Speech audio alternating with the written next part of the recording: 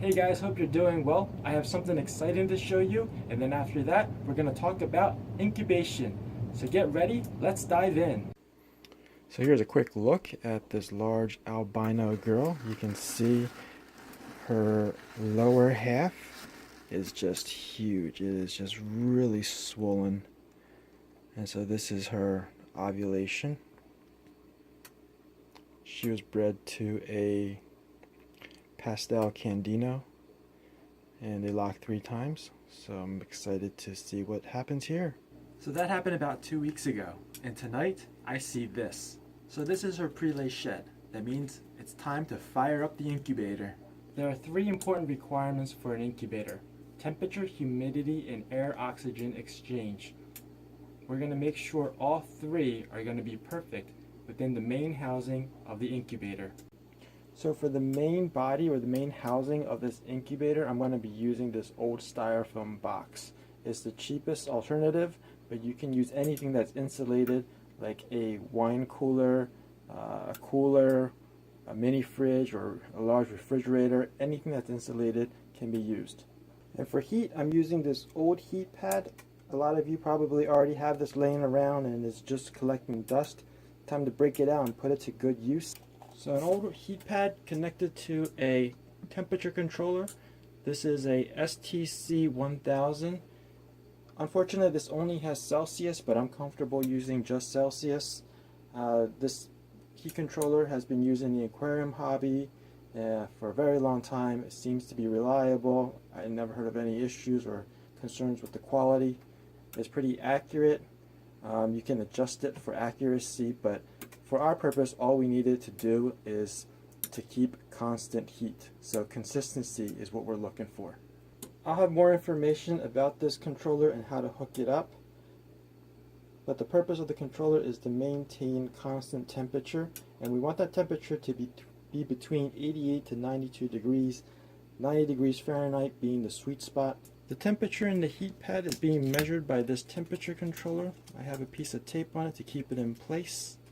And then the controller turns the heat pad on and off as needed. I have 2 thermometers and their probes.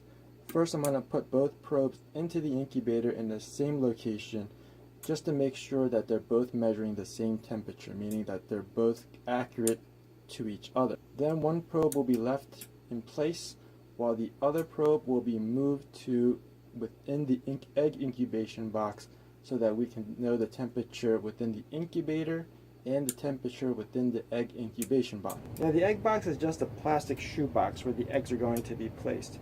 To prepare the egg box, I put about 1.5 inches to 2 inches of perlite at the bottom, and then I'm going to add water to it. The water level is going to be just below the perlite.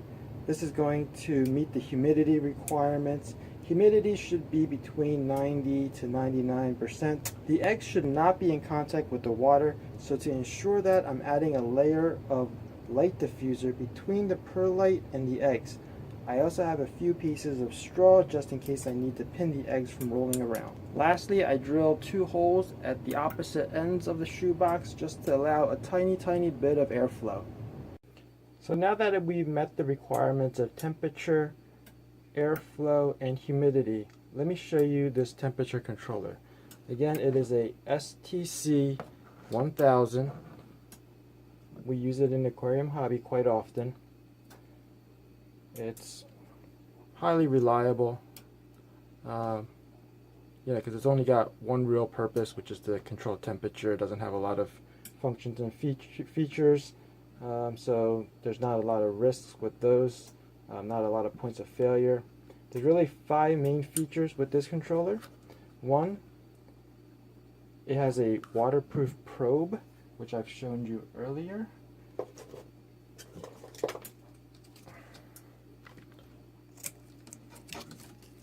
So there's the probe. It also allows you to set the temperature in Celsius. This controller only comes in Celsius, but there are other models that have Fahrenheit. Depending on your temperature setting, it turns on and off the heater. It can also turn off and on a cooler, but we're not using a cooler for this application. You can set the hysteresis so it doesn't turn on and off so often. I have mine set to 0.5 degree.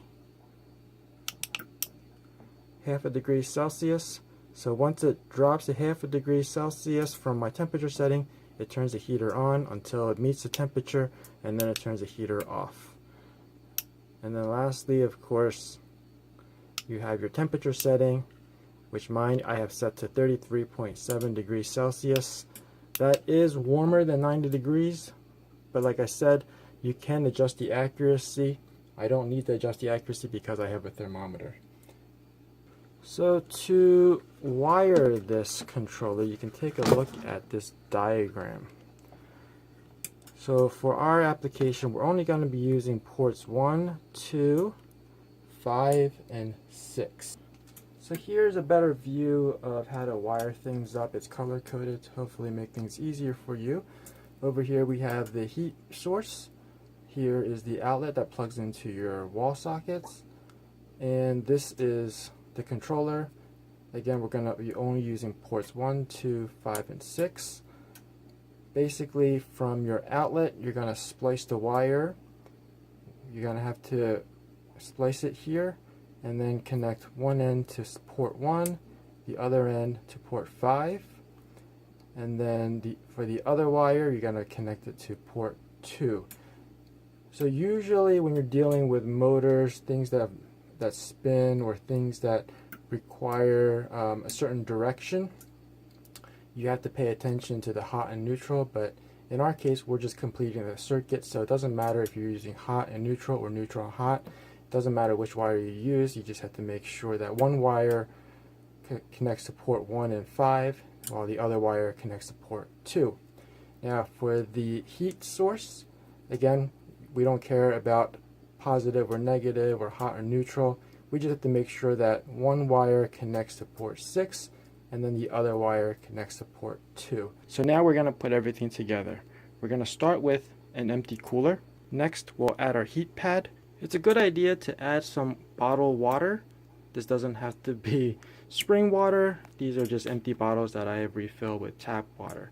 The idea is that the principle behind this is that the heat pad will heat up the water, and water can retain heat much better than air. So when you open this and close this, a lot of heat will be retained in the water and not escape.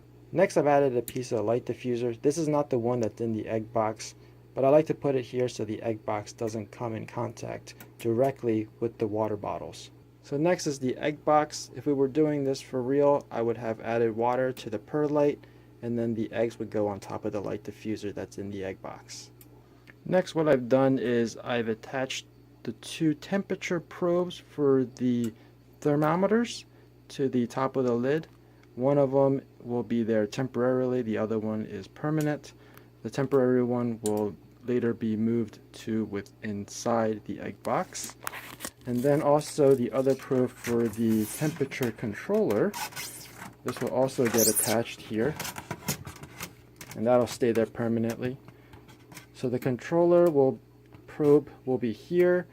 It's going to tell the controller when to turn on and off, and the controller's job is to keep the heat consistent. I can adjust the heat on and off as needed. This probe is going to be a check for the temperature within the incubator, and then this one will be moved to within the egg box so we can know the temperature within the egg box as well. So now we just pop on the lid. The only three things exposed are the controller and the two thermometers. The next thing we're going to do is just to turn everything on, run it for a couple hours. Keep an eye on it because it needs to be fine-tuned. The thermometers are here to ensure that we have proper temperature, and if it needs to be warmer or cooler, just adjust the temperature settings on the controller. Once all the parameters are nailed down, eggs can be added to the box, and then it's just a matter of checking on them once a week or every 2 weeks. So that's it for building an incubator. If you find this video helpful, please give it a like. Hopefully we'll get some nice eggs, and I'll let you know how that turns out. If you want to be notified, hit the subscribe button, and I'll see you next time.